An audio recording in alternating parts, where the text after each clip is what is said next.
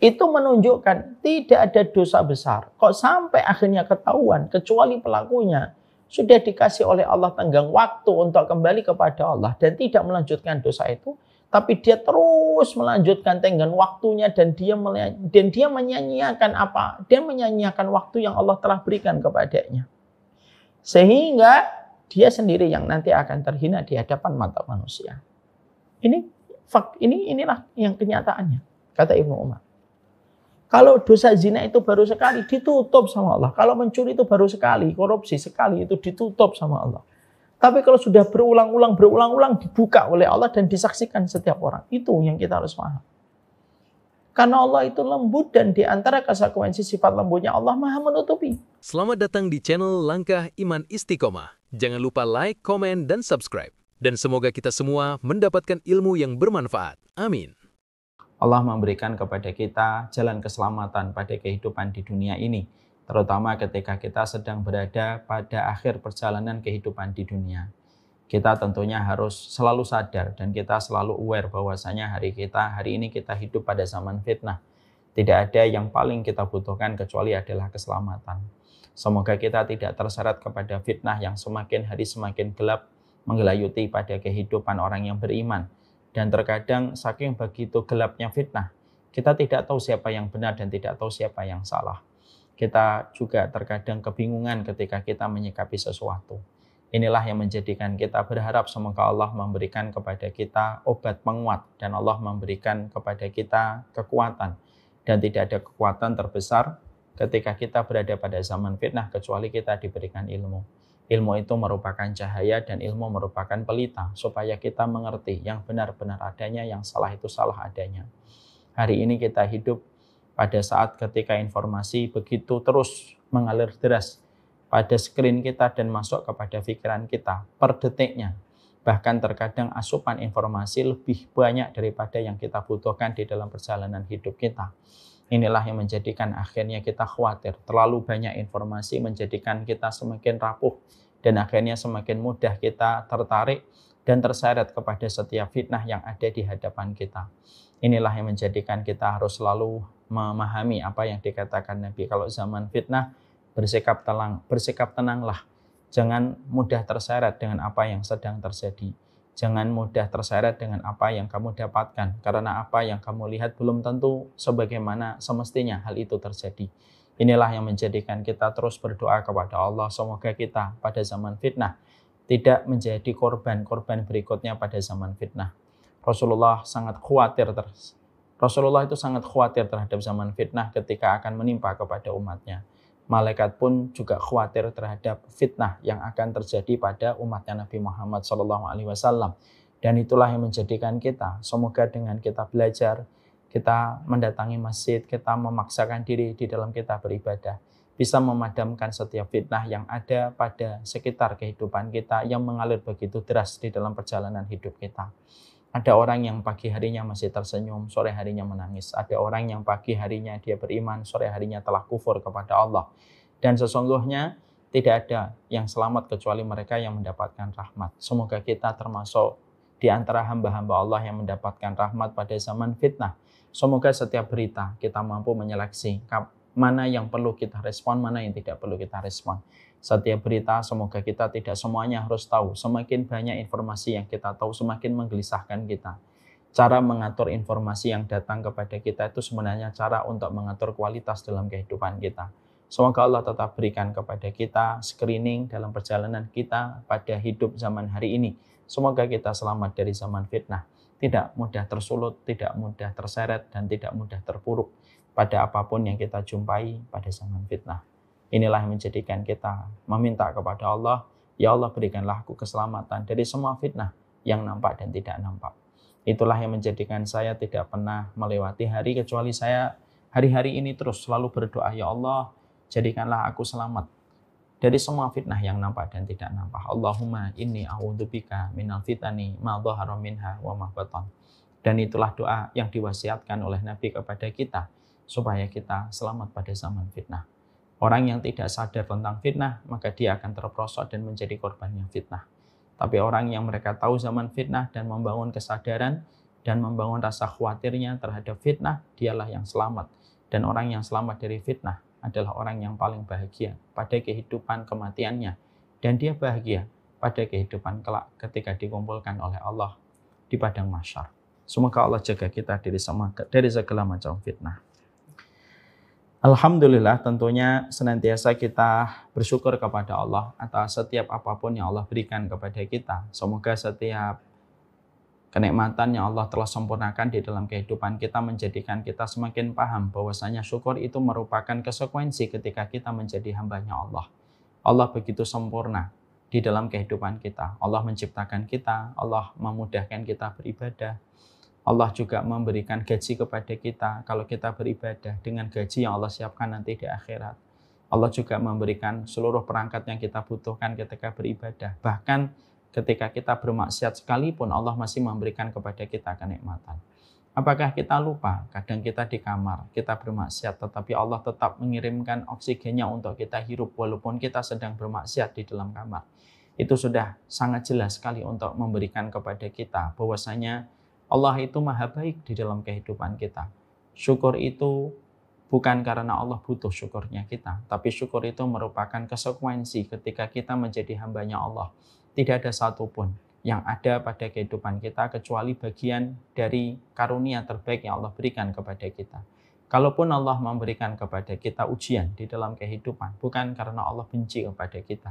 Kadang-kadang ujian itu menjadikan kita terbentur, supaya kita senantiasa tersadar kemana arah kita harus berjalan ketika kita sudah mengalami benturan dalam ujian, sehingga akhirnya kita kembali kepada ridhanya Allah dan kembali kepada rahmatnya Allah.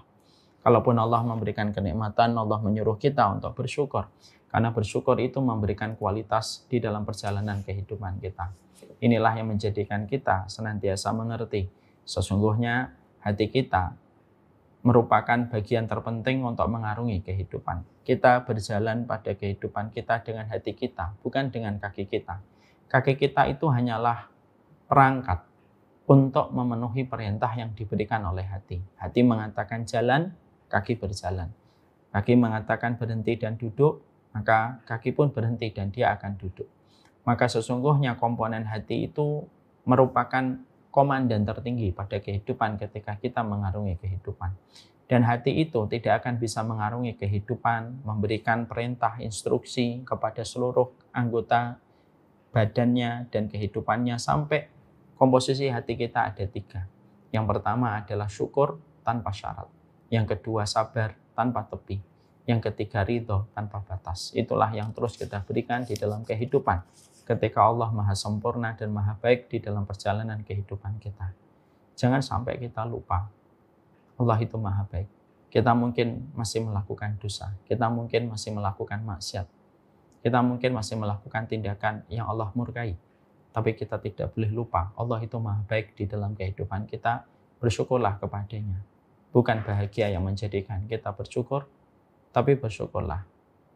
Pasti kita dibahagiakan oleh Allah di dunia dan di akhirat. Amin insyaallah.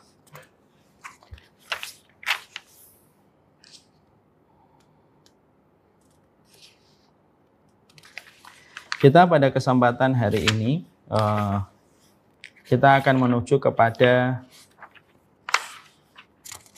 karakteristik yang ke-21.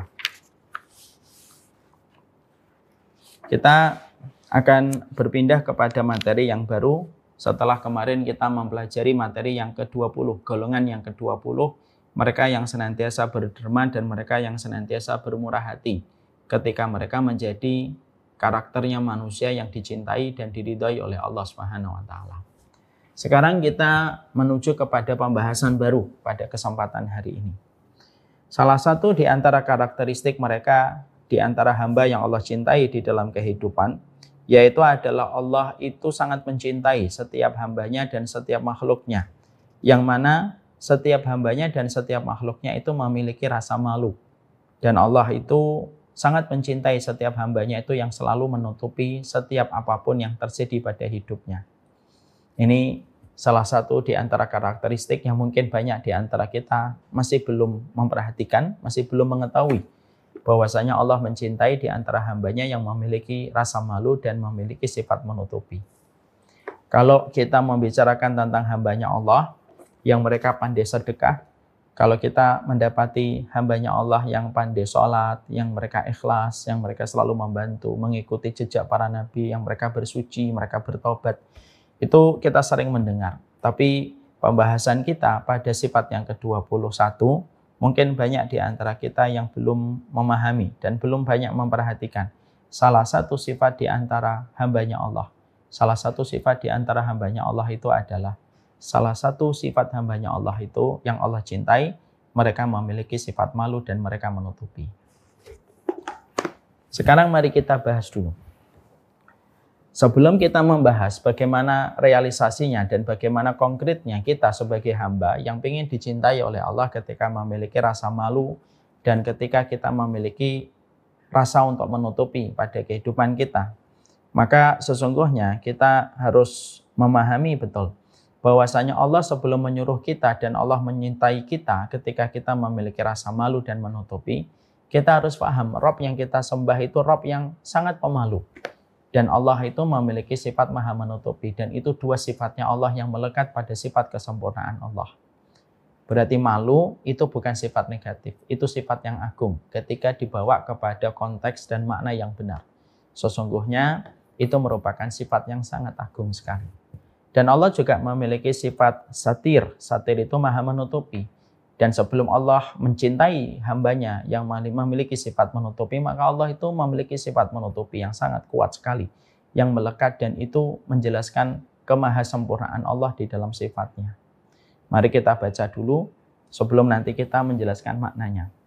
Rasulullah mengatakan di dalam hadis riwayat Abu dari Ya'la bin Umayyah, Anna Rasulullah sallallahu alaihi wasallam anna rajulan yaktasilu bil barazi bila izarin fasaidal mimbar fahamidallah wa asna alaihi summa qala innallaha hayyun sitirun yuhibbul hayya wa sitra fa idza igtasala ahadukum falyastatir.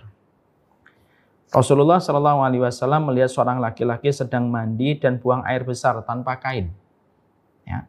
Jadi Rasulullah melihat orang mandi dan buang air besar tanpa kain. Lalu Rasulullah naik ke mimbar dan Rasulullah memuji Allah dan menyanjungnya. Kemudian Rasulullah bersabda, sesungguhnya Allah itu maha pemalu dan Allah itu maha menutupi, mencintai sifat malu dan Allah mencintai sifat menutupi. Maka apabila salah seorang di antara kalian itu mandi, maka hendaklah dia menutup diri. Hadis ini diriwayatkan secara sahih dari riwayat Abu Dawud. Dan ini merupakan sebuah landasan dalilnya, landasan ilmunya. Innallaha yuhibbu hayyin wasittir. Allah itu mencintai orang yang mereka itu pemalu dan Allah mencintai orang yang suka menutupi. Tapi sebelum kita meneruskan hadis ini, maka tentunya kita paham betul bahwasanya Allah itu memiliki sifat malu dan mungkin dari kita banyak yang masih bingung. Apa itu arti sifat malunya Allah?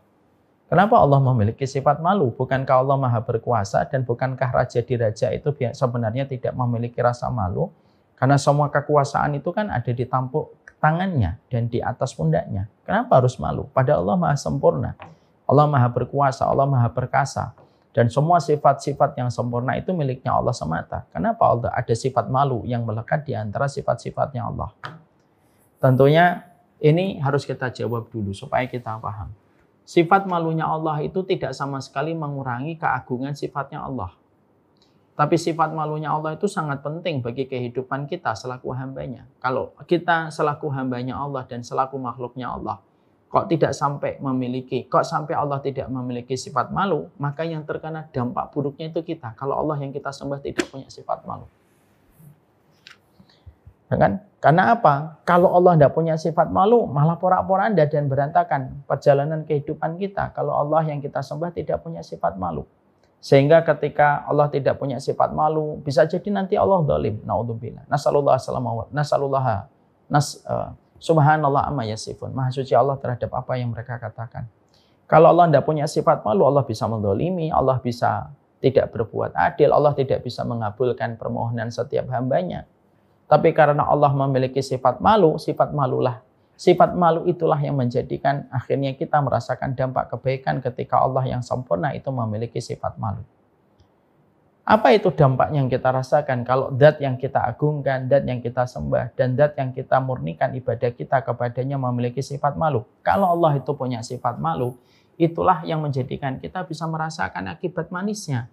Karena sesungguhnya dengan sifat malunya Allah, maka setiap hamba ketika dia berdoa, tidaklah dia mengangkat tangan kecuali Allah malu. Ketika hamba itu sudah mengangkat tangan, lalu menariknya dalam kondisi tangannya kosong tanpa dia mendapatkan apa yang dia minta. Karena Allah punya sifat malu, permintaanmu dikabulkan oleh Allah. Karena Allah punya sifat malu, doamu dikabulkan oleh Allah. Karena Allah sifat malu, ekspektasi kamu terkadang dipenuhi oleh Allah. Karena itu lahir dari sifat malunya Allah. Makanya Rasulullah SAW mengatakan, Inna rabbakum hayyun karim yastahi min abdihi ayyarfa'a ilaihi yadayhi fayarudduhuma sifran wa qala kha'inataini laisa fihi masyai'. Makanya di dalam satu riwayat yang sahih, dalam riwayat Tirmidzi, Rasulullah SAW itu mengatakan, Allah itu zat yang hayyun karim. Allah itu pemalu lagi maha baik. Dan Allah itu malu. Kepada siapa? Allah itu malu kepada setiap hambanya, yang mereka ketika mengangkat tangan, berdoa meminta kepada Allah, lalu hamba itu menarik tangannya dalam kondisi kosong, dia tidak mendapatkan apapun. Karena Allah malu, Allah mengabulkan permintaan hambanya ketika dia sudah mengangkat tangan. Ya. Makanya dalam hadis ini setidaknya ada beberapa faedah yang kita jumpai. Faedah yang pertama, kalau berdoa harus mengangkat tangan. Dan kalau berdoa itu harus disebutkan permintaannya. Tidak bisa kita berdoa itu tidak mengangkat tangan. Berdoa itu mengangkat tangan. Karena tata cara kita berdoa itu ada 4. Tidak boleh mengangkat tangan. Kapan? Kalau doamu ketika sujud di dalam sholat. Dan ketika kamu berdoa sebelum salam setelah tahiyat akhir. Tidak boleh mengangkat tangan. Yang kedua, mengangkat tangan sebahu, sejajar dengan bahu. Sebagaimana riwayat dari Ibnu Abbas. Kapan? Yaitu ketika kita meminta sesuatu kepada Allah atas segala keterbatasan, atas segala kefakiran, atas segala ketidakmampuan yang kita bisa wujudkan pada kehidupan kita. Itu yang kedua. Yang ketiga, Allah itu malu sekali. Yang ketiga, cara berdoa kepada Allah itu apa? Mengangkat tangan tinggi-tinggi. Kapan kita mengangkat tangan tinggi-tinggi? Ketika kondisinya sudah terdesak. Sebagaimana penduduk Gaza ketika diserang oleh Israel laknatullah alaihim. Maka mereka, orang Gaza tidak berdoa semacam ini, tapi doanya mengangkat tangan tinggi-tinggi. Kemudian yang keempat, yaitu adalah mengangkat tangan dengan telunjuknya. Kapan kita mengangkat tangan telunjuk itu? Mengangkat tangan telunjuk itu ketika seorang khatib berkhutbah di atas mimbar. Kalau ada seorang khatib berkhutbah di atas mimbar, maka dia mengangkat tangan itu telunjuknya. Dia mengangkat tangan telunjuknya.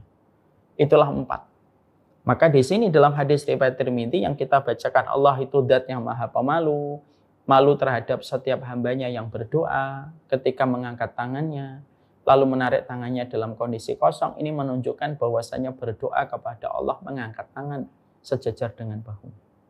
Dan riwayat Tirmidzi dikuatkan dari riwayat Ibnu Abbas bahwasanya mengangkat tangan itu sebahu. Yang kedua, hadis yang baru saja kita bacakan itu memberikan kepada kita faedah yang kedua. Faedah yang kedua itu adalah sesungguhnya orang yang berdoa itu memiliki keutamaan yang besar. Semakin kamu meminta kepada Allah, semakin kamu mulia. Semakin kamu tidak meminta kepada Allah, semakin kamu hina di hadapan Allah. Karena Allah itu mencintai orang yang selalu meminta. Dan orang yang meminta bisa membuat Allah malu kepada orang yang meminta kepada Allah. Padahal ibadah-ibadah yang lain tidak membuat Allah langsung malu. Tapi orang kalau berdoa itu langsung membuat Allah malu. Saking utamanya berdoa. Makanya dalam riwayat Imam Ahmad kita mendapati innallaha yaghdab. Sesungguhnya Allah itu marah besar. Kepada siapa Allah itu marah besar? Liman lam yas'alillah. Kepada mereka yang tidak pernah meminta kepada Allah dan memohon kepada Allah. Berarti Allah itu marah besar sama mereka yang jarang berdoa. Itulah bedanya Khalik dengan makhluk. Kalau makhluk semakin diminta, semakin dia sempit dadanya. Sempit dadanya. Saya diminta misalkan sekali, 2 kali, 3 kali, 4 kali, 5 kali, masih bisa senyum. Kalau sudah 6 kali, 7 kali, 8 kali, 9 kali, kita sudah tidak bisa lagi senyum itu. Dan kita pasti akan mengatakan, jangan minta saya terus dong, minta yang lain juga. Itulah makhluk. Beda dengan Khalik. Khalik itu semakin diminta semakin Allah ridho. Makanya kalau kita pernah punya kepikiran dan asumsi, malu minta Allah terus padahal dosanya masih banyak. Itu salah, itu bisikan setan. Itu bisikan setan. Terus minta sama Allah sembari kita memperbaiki kualitas hidup kita dan memperbaiki cara komitmen kita meninggalkan dosa. Minta, jangan berhenti berdoa. Kenapa? Orang yang berhenti berdoa itu sifatnya bukan orang beriman. Makanya yang kedua yang kita dapatkan dari hadis ini apa? Bagaimana kita mendapati sebuah kekuatan dan pesona kecantikan dari sebuah doa. Jadi ternyata doa itu pesonanya luar biasa. Kalau kamu berdoa kepada Allah, pesonanya luar biasa. Pesonanya itu sampai menjadikan Allah malu kepada mereka yang mengangkat tangan meminta kepada Allah. Yang ketiga yang kita dapatkan itu apa? Orang yang berdoa itu tidak pernah sia-sia. Jadi orang yang berdoa tidak pernah sia-sia ketika mereka berdoa kepada Allah. Makanya Allah mengabulkan setiap orang yang berdoa dengan 3 macam cara. Gimana caranya Allah mengabulkan orang yang berdoa? Ketika Allah itu pemalu kepada mereka yang senantiasa berdoa. Dan Allah memberikan kepada orang yang berdoa apa yang dia minta kepada Allah ada 3. 1, diberikan sesuai dengan apa yang dia minta. Yang kedua, tidak diberikan apa yang dia minta, tetapi diberikan nanti hadiahnya di surga. Tidak diberikan di dunia, tapi diganti nanti di surga. Dia minta rumah, mungkin tidak diberikan rumah kecuali dia ngontrak. Tapi nanti rumahnya yang dia minta ketika dia berdoa diberikan oleh Allah, tapi utuh nanti di akhirat. Atau yang ketiga, kadang-kadang ada seorang berdoa tidak langsung dikabulkan, tidak langsung diberikan sebagai hadiah nanti di surga. Tapi yang ketiga, dihindarkan dari musibah yang lebih besar yang harusnya menimpanya. Tetapi karena dia berdoa, maka Allah hindarkan dia dari musibah itu gara-gara dia berdoa. Dia berdoa, ya Allah, berikanlah kepadaku sebuah rumah yang bisa membuatku taat kepadamu. Rumahnya nggak dikasih. Tapi dia harusnya mendapatkan musibah kecelakaan. Tapi karena dia meminta doa diberikan rumah, maka doa meminta rumah tidak diganti, tidak diberi oleh Allah. Tapi rumah yang dia minta menjadi pengganti dia selamat dari takdir musibah kecelakaan yang harusnya dia dapatkan. Makanya ketika para sahabat itu mendapati sebagaimana dan sekuat ini dalam doa, mereka sampai berkata, kalau begitu nuksir, kalau kami tahu sedemikian kuatnya kami berdoa, kami akan memperbanyak doa ya Rasulullah. Dan Rasulullah mengatakan Allah lebih banyak daripada doa yang kalian minta. Ya. Jadi yang ketiga yang kita jumpai dan kita dapatkan yang ketiga itu apa? Sesungguhnya di sini kita mendapati bahwasanya hadis riwayat Tirmidzi menerangkan kepada kita orang yang berdoa itu dikabulkan oleh Allah. Tapi cara Allah mengabulkan doamu itu ada 3. Dikabulkan langsung, disimpan untuk kebaikan akhiratmu, atau diselamatkan kamu dari sebuah musibah. Yang harusnya kamu dapatkan musibah itu, tapi karena kamu rajin berdoa, Allah selamatkan kamu dari musibah itu. Disebabkan doa yang kamu panjatkan. Dan itulah yang ada pada hadisnya Nabi Muhammad Muslimin. Yat'ullaha laisa fiha ma'samin wala qati'atu rahimin illa atahullahu iyyahu min ihda salasi khisalin. Yu'ajjal li da'watihi yu'akhiruha wa yasrif anhu mislaha. Dan itu hadisnya. Yang keempat yang kita dapatkan dari hadis riwayat Tirmidzi ketika Allah mengatakan Allah itu zat yang maha pemalu, menerangkan kepada kita bahwasanya ketika Allah itu memiliki sifat pemalu, memberikan kebaikan untuk kita. Makanya kalau kita mendapati Allah itu tidak memiliki sifat malu yang melekat kepada kesempurnaannya, keagungannya, maka itulah yang akan menjadikan kita akan mendapatkan berbagai macam keburukan dan berbagai macam malapetaka dalam kehidupan kita. Kalau Allah tidak memiliki sifat malu. Makanya Allah ketika sebelum menyuruh kita dan mencintai kita, kalau kita pemalu, kalau istri kita, anak-anak kita memiliki sifat malu, maka Allah sudah memiliki sifat malu pada kehidupan sifatnya yang sempurna dan begitu agung. Dan itulah sifat malunya Allah. Allah juga menyampaikan di dalam hadis ini, dalam hadis yang lain, dalam riwayat Abu Dawud disampaikan, innallaha hayyun sittirun. Dalam hadis yang lain, Allah juga menyampaikan, Allah bukan hanya memiliki sifat malu, yang kita baca dalam hadis riwayat Tirmidzi dalam masalah doa, tapi diterangkan di dalam pembahasan yang lain, Allah itu juga memiliki sifat maha menutupi. Dan banyak di antara kita itu mungkin belum paham. Apa artinya Allah itu memiliki sifat maha menutupi? Artinya konteksnya itu positif. Konteksnya itu positif bagaimana? Artinya bahwasanya kalau Allah mendapati ada seorang hamba, ketika Allah memiliki sifat menutupi, Allah itu kalau mendapati seorang hamba melakukan dosa dan kemaksiatan, maka dosa dan kemaksiatan yang dilakukan oleh hamba itu tidak langsung dibuka oleh Allah, kecuali Allah menutupinya. Saking begitu sempurnanya Allah. Bukan hanya Allah itu Ghafur, bukan Allah itu Ghaffar, bukan hanya Allah itu Tawwab, tapi Allah itu memiliki sifat sitir. Allah itu menutupi. Ada tisu nggak? Sama air putih. Sehingga Allah itu ketika memiliki sifat menutupi, dan sebelum Allah mencintai kita selaku hambanya yang memiliki sifat menutupi, maka Allah itu maha menutupi. Makanya bergembiralah ketika Allah itu memiliki sifat maha menutupi. Karena dengan sifat maha menutupinya Allah itu kita merasakan kebaikan dalam kehidupan agama kita.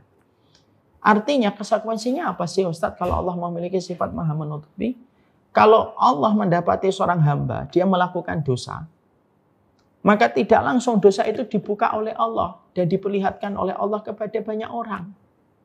Tapi Allah itu menutupi hamba itu dengan dosanya supaya hamba itu bisa merasakan kasih sayang Allah, bahwasanya ketika dia baru berbuat dosa sekali, Allah itu menutupinya.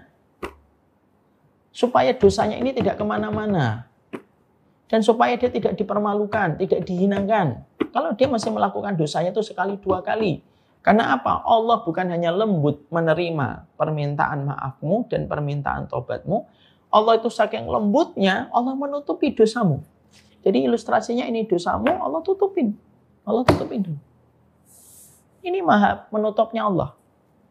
Ya, jadi kita harus paham, Allah sebelum mencintai dan mewajibkan orang beriman untuk memiliki sifat malu dan menutupi, Allah itu telah menetapkan pada sifatnya itu malu dan menutupi. Dan salah satu sifat menutupinya Allah itu apa? Dosamu kalau baru sekali, dua kali, tiga kali masih ditutup oleh Allah, karena itu merupakan konsekuensi dari sifat Allah yang maha menutupi.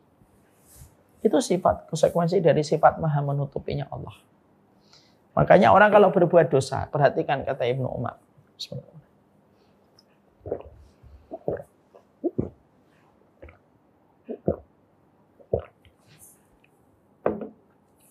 Makanya kita mendapati dan kita menjumpai. Apa yang kita dapati dan kita jumpai? Bahwasanya yang kita jumpai adalah Ibnu Umar itu berkata, kalau ada seseorang yang melakukan dosa, melakukan maksiat baru sekali, dua kali, tiga kali, itu Masya Allah tutupi. Tapi kalau dia terus melakukan dosa-dosa itu dan tidak merasakan hangatnya kasih sayang Allah yang telah menutupi dosanya, Allah itu akan ambil itu tirainya dan Allah menjadikan dosanya kelihatan oleh banyak manusia dan dia merasa hina ketika dosa itu sudah diketahui oleh manusia. Itulah bedanya Khalik dengan makhluk.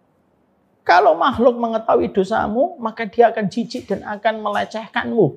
Tapi kalau Allah mengetahui dosamu dan kamu menyesali dan bertobat, Allah menutupi dan menggantimu dengan kemuliaan.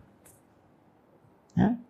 Maka disinilah kita paham ketika Allah menyampaikan hayyin, innallaha hayyun wasittirun, Allah itu maha pemalu dan Allah itu maha menutupi.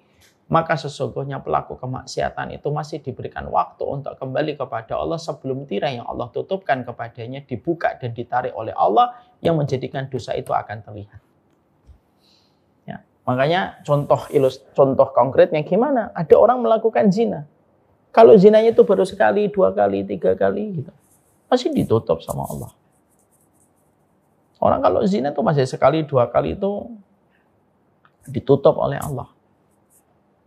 Tapi kalau dia terus melakukan zina terus gitu, akhirnya apa? Yang sudah Allah tutupi dibuka oleh Allah. Dibuka itu oleh Allah. Lalu akhirnya dosa zinanya itu kelihatan oleh banyak orang dan orang itu mencela. Dan orang mengetahui dosa zina yang dia perbuat dan dosa zina yang telah dia lakukan. Itu menunjukkan tidak ada dosa besar. Kok sampai akhirnya ketahuan kecuali pelakunya sudah dikasih oleh Allah tenggang waktu untuk kembali kepada Allah dan tidak melanjutkan dosa itu, tapi dia terus melanjutkan tenggang waktunya dan dia menyanyiakan apa? Dia menyanyiakan waktu yang Allah telah berikan kepadanya. Sehingga dia sendiri yang nanti akan terhina di hadapan mata manusia. Inilah yang kenyataannya, kata Ibnu Umar. Kalau dosa zina itu baru sekali, ditutup sama Allah. Kalau mencuri itu baru sekali, korupsi sekali, itu ditutup sama Allah. Tapi kalau sudah berulang-ulang dibuka oleh Allah dan disaksikan setiap orang. Itu yang kita harus paham. Karena Allah itu lembut dan di antara konsekuensi sifat lembutnya Allah Maha menutupi. Ini ada satu kejadian, kisah nyata ini. Di salah satu daerah di Jakarta.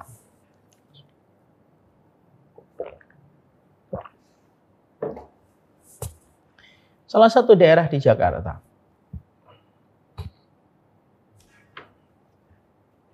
Ada satu tempat masjid, qadarullah, uang infak itu yang ada di kota masjid itu selalu berkurang.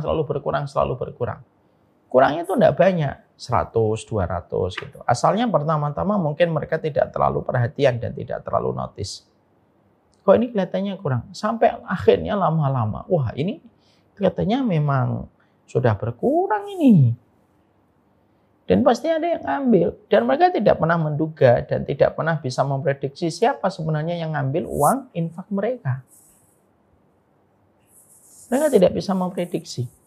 Sampai akhirnya ada seseorang, dia baru saja beli handphone. Jadi dia baru saja membeli handphone. Lalu ketika baru saja membeli handphone, orang ini termasuk salah satu merbot masjid. Lalu dia meletakkan di rak. Ada di rak itu, ada rak. Nah, kotak masjid itu ada di depan rak buku. Rak Quran. Bukan rak Quran yang biasa ada di masjid-masjid, ada rak Qurannya. Maka handphonenya ditaruh di antara rak-rak itu, rak Quran itu. Iseng-iseng dia juga tidak mengharap apa-apa. Saat itu CCTV masih sangat jarang sekali. Ini kejadian mungkin sekitar 8 tahun, 9 tahun, 10 tahun yang lalu. Ketika saya masih di Pamulang. Akhirnya dia iseng-iseng meletakkan handphonenya yang baru saja dia beli untuk melihat kameranya. Dan diarahkan itu ke arah kotak masjid. Ke arah kotak masjid. Dia tinggalkan itu. Terus malamnya itu sebelum maghrib sampai isya, maka handphonenya masih jalan. Tengah malam jam 12-an beliau tertidur, beliau sadar, loh, handphone saya belum saya ambil gitu. Akhirnya dia ngambil handphonenya, iseng-iseng aja diputar balik. Lah, ketika diputar balik itu, qadarullahu yasha, ketahuan yang ngambil. Ketahuan yang ngambil dan itu terekam dan sesuatu yang tidak pernah beliau duga dan tidak pernah beliau rencanakan kalau itu akan terekam. Akhirnya orang tersebut ternyata juga merebut masjid yang lain. Dan akhirnya beliau ditangkap. Dihakimi, diinterogasi diinterogasi beliau di masjid gitu. Ketika diinterogasi di masjid, saya termasuk yang didatangkan untuk mencoba menengahi gitu. Saya tanya sama beliau, bapak-bapak ini, bapak sudah berapa sering Pak ngambilnya? Baru sekali 2 kali Ustadz. Saya langsung bilang, karena saya ingat tentang hadis ini dan saya ingat tentang hadis tentang perkataan Ibnu Umar, saya mengatakan maaf Pak, bukan saya tidak percaya. Kalau Bapak baru sekali, tidak mungkin langsung dibuka sama Allah. Kalau baru sekali, tidak mungkin langsung dibuka sama Allah. Kalau baru sekali, 2 kali, pasti ditutup, Pak. Bahkan sampai 5 kali pun masih ditutup sama Allah. Kenapa? Ustadz kok yakin? Iya, karena saya tahu hadis. Innallaha hayyun sitirun. Allah itu zat yang maha pemalu, zat yang maha menutupi. Maha malunya Allah itu, karena malu sama orang yang berdoa tidak dikabulkan. Saya ngomong gitu kepada beliau. Dan maha menutupinya Allah itu artinya adalah sesungguhnya maha pemalunya, maha menutupinya Allah itu apa? Kalau dosa itu baru sekali, 2 kali, 3 kali ditutup sama Allah, tidak pernah dibuka oleh Allah. Tapi kalau sudah melampaui batas dan kita tidak memperhatikan hintsnya, tidak memperhatikan petunjuknya dari Allah, nah Allah nanti ambil Pak. Dosa itu akan diambil, supaya kelihatan. Saya tanya ulang sama Bapak, saya tanya ulang lagi terakhir sama Bapak.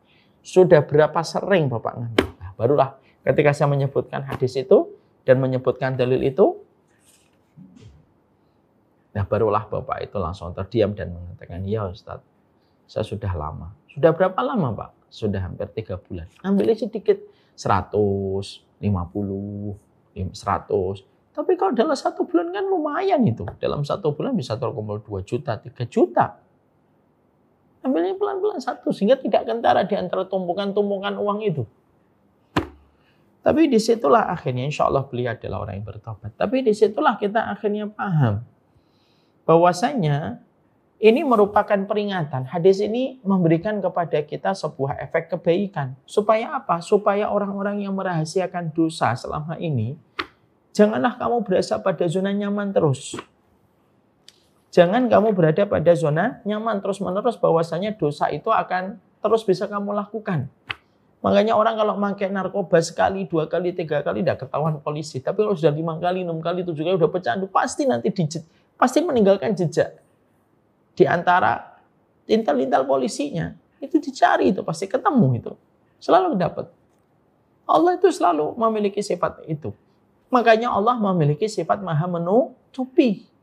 Disitulah kita paham. Maha malunya Allah dan maha menutupinya Allah tidak dalam konteks yang negatif. Tapi justru maha malunya Allah dan maha menutupinya Allah itu membawa kepada kita konteks yang positif dan tidak sama sekali mengurangi sifat kesempurnaan dan keagungan Allah ketika memiliki sifat menutupi. Supaya setiap manusia ketika paham Allah itu maha pemalu, kita berdoa, tidak pernah kita berprasangka buruk bahwasanya doa kita tidak dikabulkan. Dan kita kalau mengetahui Allah itu maha menutup, ya rasakan kelembutan rahmatnya Allah. Sampai kamu pun bermaksiat masih ditutup sama Allah. Yang sama kan orang kalau sudah melakukan selingkuh perzinahan gitu. Kalau itu baru sekali, 2 kali, 3 kali ditutup sama Allah. Tapi kalau terus-terusan dia dan terus melampiaskan terus syahwat dan terus menerus, ya dibuka sama Allah. Pasti akan terbuka dan terkuat. Pasti akan terbuka dan pasti akan terkuat. Karena apa? Memahamkan kepada kita betapa rusaknya satu kemaksiatan ketika kita tidak memahami petunjuk dari Allah. Ketika Allah sudah memberikan sinyal.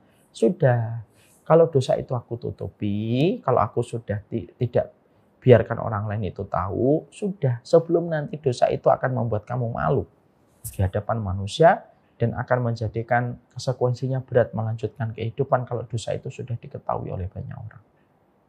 Sekali lagi ya, kalau zina, kok tersebar zinanya, itu berarti zinanya sudah parah. Sampai Allah sebar zina itu kepada banyak orang. Dan itu menunjukkan kepada kita bahwasanya setan itu senantiasa membuat kita nyaman ketika dosa kita belum diketahui banyak orang. Tanpa kita sadar mengulang lagi, sampai Allah tarik. Dan Allah sobek tirainya. Kalau Allah sudah sobek tirainya, maka dosanya akan kelihatan banyak manusia. Ya. Memang kita itu pelaku dosa. Memang betul, siapa sih di antara kita yang bukan melakukan dosa? Kita ini pelaku kemaksiatan. Di kamar-kamar yang gelap kita ini pelaku kemaksiatan.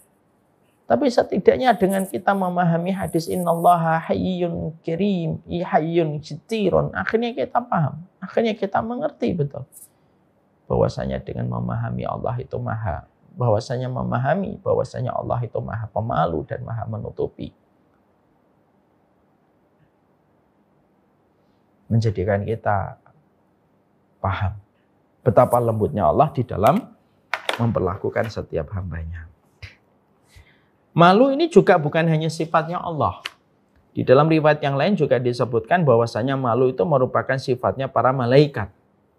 Dan sifatnya para nabi. Makanya kenapa malaikat itu mereka ketika mendapati pasangan suami istri ketika berhubungan sampai melepaskan semua pakaiannya tanpa ada sehelai benang pun, maka malaikat itu malu. Mereka meninggalkan pasangan yang sampai tidak ada sehelai benang pun di antara mereka ketika bercampur. Karena sifat malunya malaikat itu. Sebagaimana para nabi pun memiliki sifat malu. Ya, karena malu itu akan memberikan kepada kita banyak kemuliaan dengan sifat malu. Dan sifat malu bisa menjadikan kita menahan dari berbagai macam perkara yang melampaui batas. Maka orang kalau sudah nggak punya malu, susah. Menghadapi orang kalau sudah nggak punya sifat malu itu susah. Gitu. Tidak memberikan bukti apa-apa, kinerjanya masih berantakan, tapi merasa pede aja, tidak malu. Itu susah. Ngadepin orang itu paling susah kalau nggak punya sifat malu. Makanya ada perkataan seorang ulama, kenapa malu itu sifatnya orang beriman? Karena kalau kamu tidak punya malu, berantakan. Semua akan melampaui batas. Dan paling sulit itu kalau sudah berhadapan ketika orang itu tidak memiliki sifat malu. Orang kalau tidak punya sifat malu, sampai dosa yang dia kerjakan pun tidak akan pernah menjadikan dia berhenti dari dosa ketika tidak memiliki sifat malu. Makanya sifat malu melekat kepada Allah, melekat kepada para malaikat. Makanya dalam satu riwayat diterangkan oleh Bunda Aisyah radhiyallahu anhu.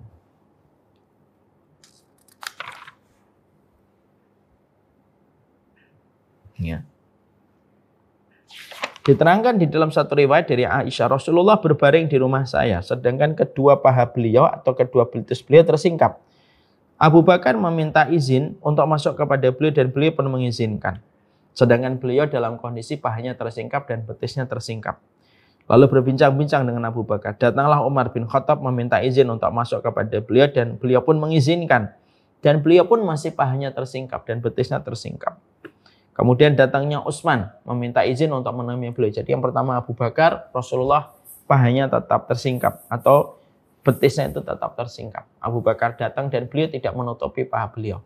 Ketika Umar bin Khattab datang, maka pada saat itu Rasulullah mengizinkan dan ketika saat itu Rasulullah tidak menutupi betisnya beliau.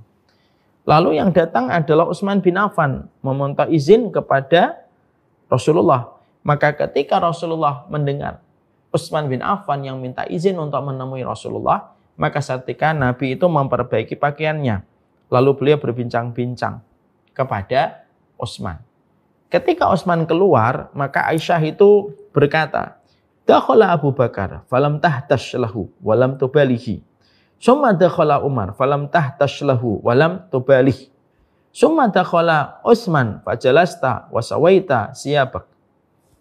Lalu Aisyah ketika melihat kejadian itu, Aisyah itu penasaran. Lalu beliau mengatakan kepada Rasulullah, ya Rasulullah, ketika Abu Bakar itu masuk, engkau tidak bersuka cita menyambutnya dan tidak engkau terlalu menghiraukannya. Artinya engkau tidak langsung merapikan bajumu. Ketika Umar datang, maka engkau tidak langsung berdiri menyambutnya dan juga kamu tidak menutupi kedua betismu.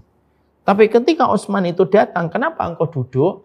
Engkau duduk, tidak bersandar gitu, tapi langsung duduk rapi dan kamu merapikan pakaianmu yang menyingkap betismu itu. Maka Nabi Shallallahu Alaihi Wasallam berkata, apakah kamu tidak malu? Di mana para malaikat pun malu kepada sahabat Utsman. Masya Allah. Sampai akhirnya kita mendapati sampai malaikat pun memiliki sifat malu kepada Utsman. Saking begitu sempurnanya keimanan yang dimiliki oleh sahabat Utsman. Makanya maaf kalau kita bicara sedikit ya tentang Utsman. Utsman itu merupakan sahabat Masya Allah yang hartanya lebih fasih daripada khutbahnya. Yang hartanya itu lebih fasih daripada khutbahnya. Utsman bin Affan itu terkenal kalau beliau khutbahnya Utsman bin Affan itu tidak sampai 10 menit, 15 menit. Kalau khutbah itu singkat, pendek. Kalau khutbah Jumat itu baru duduk udah selesai. Tapi kenapa? Karena Utsman itu saking pemalunya, kalau ngomong itu tidak bisa panjang. Itu sahabat Utsman. Beda dengan Amr bin As. Amr bin As itu diplomatik. Beda dengan Abu Bakar. Abu Bakar itu khutbahnya menggetarkan sebagaimana Umar. Kalau sahabat Utsman itu tidak bisa khutbah. Bisa khutbah, pemalu dia. Saking malunya sampai malaikat pun malu sama sahabat Utsman. Jadi malu itu. Makanya kalau khutbah itu sebentar. Ya, kalau beliau masih hidup hari ini, Masya Allah. Kalau beliau masih hidup hari ini, Masya Allah itu. Pasti orang itu rame nyari jadwal khutbahnya sahabat Utsman di mana. Supaya cepat selesai khutbahnya. Nah, sahabat Utsman ini memiliki sifat malu. Ketika beliau memiliki sifat malu itulah, maka hartanya lebih fasih daripada khutbahnya. Kenapa? Hartanya itu mengairi semua perjalanan-perjalanan dakwah. Semua proyek-proyek dakwah itu mendapatkan manfaat dari hartanya Utsman bin Affan. Dari hartanya Utsman bin Affan. Dan itulah yang menjadikan sahabat Utsman bin Affan itu disebut di dalam perkataannya, hartanya lebih fasih daripada hartanya. Lah sifat malunya sahabat Utsman itu sampai membuat para malaikat itu malu. Sehingga sifat malu ini bisa akhirnya menjadikan kita mendapatkan sebuah kesimpulan. Sifat malu itu sifat baik. Allah pemalu, malaikat pemalu, para nabi juga pemalu, nabi pemalu. Bahkan Nabi pun memperbaiki betisnya, pakaiannya yang tersingkap ketika Utsman itu datang. Sehingga kalau ada seseorang tidak memiliki sifat malu, berarti tidak memiliki sifat kebaikan. Berarti tidak memiliki sifat kebaikan. Makanya dikatakan oleh Abu Sa'id Al-Khudri radhiyallahu anhu, bahwasanya di dalam satu hadis yang sahih disebutkan kana Nabi asyaddu haya'an minal adra' fi khidriha. Fa'idha ra'a syai'an yakrahuhu arafnahu fi wajhihi. Nabi itu pemalu, lebih pemalu daripada perawan di dalam pingitan. Jadi Nabi itu pemalu, lebih pemalu daripada perawan di dalam pingitan. Apabila beliau melihat sesuatu yang tidak beliau sukai, maka seketika dapat kita ketahui dari wajahnya. Jadi wajahnya itu kelihatan. Dan Nabi itu bukan orang yang selalu ngomongnya itu apa adanya. Tidak ngomong langsung. Maaf, jadi Rasulullah itu bukan orang yang langsung ngablak ketika bicara. Jadi kalaupun mengingatkan itu mengingatkannya dengan lembut sekali. Tidak langsung ngablak, apa yang dipikir langsung keluar. Enggak, Nabi itu bukan tipe semacam itu. Bahkan terkadang kalau beliau mendapati sesuatu yang tidak beliau sukai, beliau tidak langsung ngomong. Beliau cukup kelihatan dari wajahnya itu nggak suka. Makanya Nabi kalau beliau makan, kelihatan sifat malunya. Kalau dia suka, dia makan. Kalau dia nggak suka, dia tinggalkan. Dan dia tidak komentarin itu. Sifat malu itu yang dimiliki oleh Nabi. Makanya inilah yang menjadikan kita memahami bahwasanya sifat pemalu di dalam kehidupan itu memberikan kebaikan. Makanya lalu Allah menyampaikan kepada kita supaya kita di dalam kehidupan kita memiliki sifat malu dan maha menutupi di dalam perjalanan kehidupan. Dan kalau kita membahas sifat malu itulah yang menjadikan sifat ini bukan hanya berlaku untuk seorang wanita. Walaupun wanita itu yang paling utama itu memiliki sifat pemalu. Itu memang salah satu sifat syarat sahnya perempuan beriman itu harus memiliki sifat malu. Makanya kalau kita membaca di dalam Al-Quran, kita buka di dalam Al-Quran ketika Allah mensifati seorang wanita yang memalu, yaitu yang akhirnya nanti menjadi istrinya Musa, Nabi Musa.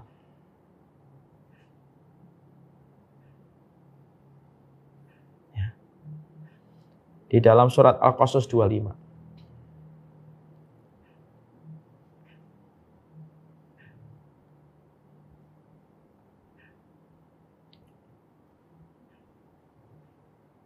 Bentar.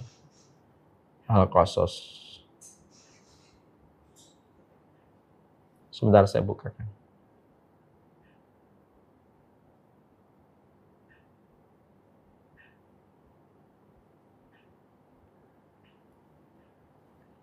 Allah sampai menyampaikan kepada kita salah satu sifat seorang wanita, itu salah satu sifat syarat sahnya wanita itu apa? Mereka memiliki sifat memalu. Maka Allah sampaikan bagaimana Allah ketika memuji salah satu di antara dua wanita yang ditolong oleh Nabi Musa ketika Nabi Musa meninggalkan Mesir. Dan salah satu dari dua wanita ini yang pemalu yang akhirnya Allah jodohkan kepada Nabi Musa. Dikatakan faja'atuhu ihdahuma tamshi ala istihya'in qalat inna abi yad'uka liyajziyaka ajra ma saqaita lana falamma ja'ahu wa qassa 'alaihi al-qasas qala la takhaf najauta minal qaumidz zalimin. Dikatakan dua gadis yang dibantu oleh Nabi Musa ketika mereka sedang berebut dan mereka selalu dikalahkan oleh pihak laki-laki yang mengambil air lalu dibantu oleh Nabi Musa. Lalu akhirnya mereka ketika menceritakan peristiwa itu kepada bapaknya memberikan amanah. Panggil itu laki-laki yang membantu kalian. Panggil itu laki-laki yang membantu kalian untuk datang ke sini. Lalu Allah menceritakan detail, deskripsi peristiwanya. Maka salah satu dua wanita itu datang dalam kondisi malu, berjalan ke malu-malu. Berjalan ke malu-maluan kepada Nabi Musa. Sesungguhnya bapakku memanggil kamu supaya dia bisa memberikan balasan atas kebaikanmu ketika memberikan ternak kepada kami. Nah, yang unik adalah Allah itu mensifati di dalam surat Al-Qasas 25 ini, Allah mensifati wanita yang nanti menjadi istrinya Firaun itu apa? Al-istihyain. Yaitu wanita yang pemalu. Jadi memang sifat malu itu memang berlaku untuk laki-laki dan perempuan. Tapi untuk perempuan lebih ditekankan lagi. Kenapa? Karena sifat pemalunya perempuan itu harga yang paling mahal. Dan harga ketakwaan seorang wanita itu sebanding dan berbanding lurus dengan nilai rasa malunya yang besar. Makanya tidak salah. Salah satu sifat seorang wanita tidak akan berzina itu kalau dia memiliki sifat malu. Sifat malu. Karena seorang wanita itu kalau pemalu, maka dia tidak akan betah dan tidak akan menikmati kedekatan dia dengan seorang laki-laki asing. Dia tidak akan menikmati kedekatan dia dengan laki-laki asing. Makanya kalau cari seorang istri, salah satunya bukan hanya dilihat dari jilbabnya, bukan hanya dilihat dari sholatnya, tapi dilihat gimana sifat malunya. Karena sifat malu itu yang harganya mahal. Dan sifat inilah yang menjadi salah satu dasar Allah memberikan wanita yang malu ini menjadi istri Nabi Musa alaihi salam. Ya. Dan kalau seorang perempuan itu kalau sudah betul-betul dia menjaga dirinya dari, kalau seorang wanita itu sudah memiliki sifat malu, maka perempuan ini akan sulit dijinakkan dan sulit ditaklukkan untuk melakukan zina. Kalau dia betul-betul malunya karena Allah. Ya, itulah sifat malu.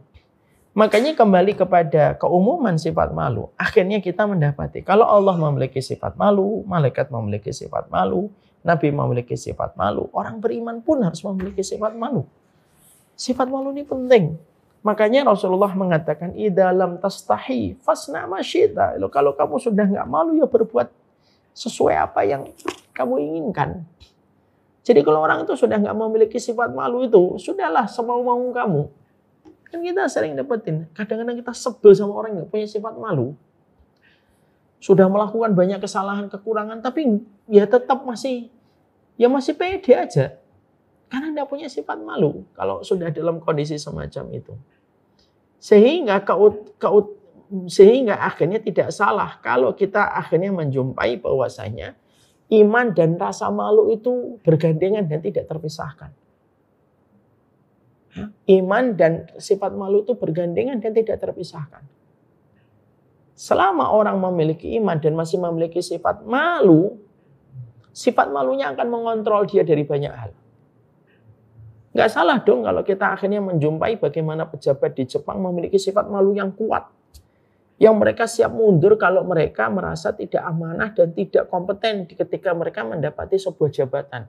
Lalu mereka merasa itu tidak bisa memberikan kontribusi nyata, mereka malu, mereka mundur. Sering kita jumpai di beberapa negara. Ada mental-mental pejabat negara itu luar biasa. Di negeri-negeri yang justru kadang-kadang mereka belum beriman sama Allah. Tapi justru memiliki sifat malunya itu besar sekali. Sifat malunya itu besar sekali. Dan akhirnya menjadikan mereka ketika memiliki sifat malu itu, sampai akhirnya bisa mengontrol mereka dari berbagai macam perkara yang tidak sepatutnya mereka lakukan. Dan menjadikan mereka bisa untuk memiliki sifat malu. Dan bisa untuk mundur ketika mereka memiliki sifat malu. Harusnya sifat malu ini bukan dimiliki sama orang yang tidak beriman. Harusnya sifat malu itu dimiliki orang yang beriman. Makanya dalam bahasa Indonesia itu apa? Ada kata yang namanya muka tembok. Udah muka tembok itu susah. Sehingga kalau sudah dalam kondisi muka tembok, ya, kalau sudah orang itu memiliki muka setebal tembok, ya sudah. Akhirnya apa? Semua tindakannya itu kontraproduktif. Kalaupun dia berbuat salah, dia tidak pernah malu berbuat salah. Sekarang lihat perempuan ketika sudah tidak punya malu, operasi plastik tidak malu. Orang berzina pun tidak malu. Orang berzina pun tidak malu. Perempuan berzina tidak malu. Giliran ketika hamil dia nangis. Gimana sih? Dia melihatkan gaya hidupnya yang zina kemana-mana. Tapi ketika sudah dalam kondisi dia hamil gitu. Tapi justru malah dia seakan-akan melupakan gaya hidupnya yang memang gaya hidupnya itu kan memang sudah mengarah ke perkara yang dia bayangkan. Makanya kalau sudah dalam kondisi orang itu tidak memiliki sifat malu, padahal ini merupakan salah satu sifat istimewa yang ada pada dirinya Allah, dirinya malaikat, dirinya para nabi. Dan orang beriman itu memiliki sifat malu, sudah. Semuanya jadi berantakan. Semua konten hari ini sudah tidak memiliki rasa malu. Suami istri buat konten, yang kontennya itu mengarah kepada seksual, kepada urusan ranjang dalam keluarga. Ya kan, seorang istri disuruh buat konten seakan-akan dia tidak malu memperlihatkan adegan-adegan lucu, tapi adegan itu adegan ranjang antara dirinya dengan suami yang harusnya itu tertutup dan harus memiliki sifat malu supaya tidak kelihatan. Tapi justru malah akhirnya apa? Dilihat banyak orang tanpa dia sadari. Istrinya itu menjadi istri virtualnya ratusan ribu laki-laki. Karena setiap laki-laki yang mulai itu menikmati gitu. Kalau wanita itu sudah tidak memiliki rasa malu. Terutama kalau laki-laki sudah tidak punya malu. Makanya akhirnya dampaknya itu terus berjalan dalam kehidupan. Ini belum kita membahas tentang sifat menutupi. Ya? Sampai akhirnya kita lihat hari ini konten-konten itu terkadang kita pun itu memiliki sifat malu. Padahal itu bukan istri kita, bukan itu suami kita. Padahal itu harusnya yang paling malu itu ya suaminya, yang paling malu itu istrinya. Karena sifat malu itu mahkota. Dan ketika mahkota itu hilang, hampir-hampir tidak ada keimanan yang terlihat dari orang kalau sudah tidak punya sifat malu. Orang udah nggak punya malu, orang itu nggak peduli dia sholat atau nggak sholat. Orang udah nggak peduli lagi dia umrah atau haji. Orang akan mengatakan percuma kamu umrah kalau kamu nggak punya malu. Karena dia mahkota dia. Dengan dia ada, itu menjadikan semuanya itu tampak indah. Kalau dia udah nggak ada, semuanya jadi hilang. Dan tidak seakan-akan berharga. Kalau sifat malu itu sudah hilang. Makanya betul, orang beriman ketika dia menjadi kepala keluarga, ketika dia menjadi pejabat, semuanya harus memiliki sifat malu. Terutama ditekankan lagi ketika dia merupakan seorang wanita, lebih jelas harus memiliki sifat malu dalam kehidupan. Sifat malu itu mahkota. Kalau mahkota ini hilang semua kebaikan yang ada pada orang itu. Kalau sudah tidak ada lagi sifat malu yang ada dalam hidupnya. Wallahu a'lam bishawab. Kita baru bahas malu, nanti kita akan bahas sifat malu bagaimana yang benar di dalam Islam. Dan kapan kita tidak boleh malu di dalam Islam. Tapi sekali lagi mari kita mengerti betul hari ini menguapnya sifat malu dalam kehidupan. Menguapnya sifat malu dalam kehidupan. Jadi sifat kehidupan itu malunya sudah hilang. Sudah betul-betul hilang. Sehingga rusak seluruh fondasi-fondasi. Nilai-nilai agama, nilai-nilai bangsa itu hilang kalau sudah tidak ada sifat malu. Bukan hanya nilai agama, nilai bangsa pun akan hilang kalau sudah tidak ada rasa malu. Makanya betul perkataan Nabi sangat luar biasa. Pendek tapi mewakili tentang pembahasan rasa malu. Nabi mengatakan, idza lam tastahi fasna ma syi'ta. Kalau kamu sudah tidak malu, berbuatlah apapun yang kamu kehendaki. Artinya, orang itu bisa berbuat apa saja kalau sudah tidak ada malu. Orang kalau sudah hilang rasa malunya, apa saja akan dilakukan. Dan itu akan membuat orang geleng-geleng kepala melihat perilaku orang kalau sudah tidak memiliki rasa malu. Inilah sifat yang ke-21. Sebelum Allah wajibkan kita untuk malu dan menutupi, Allah wajibkan kepada sifatnya yang penuh dengan kesempurnaan. Allah itu maha pemalu dan Allah maha menutupi. Sifat malunya Allah memiliki efek kebaikan untuk kita, menjadikan doa kita diterima. Sifat menutupinya Allah menjadikan kita menyadari betul. Kalau kamu berbuat dosa sekali, dua kali masih ditutup sama Allah.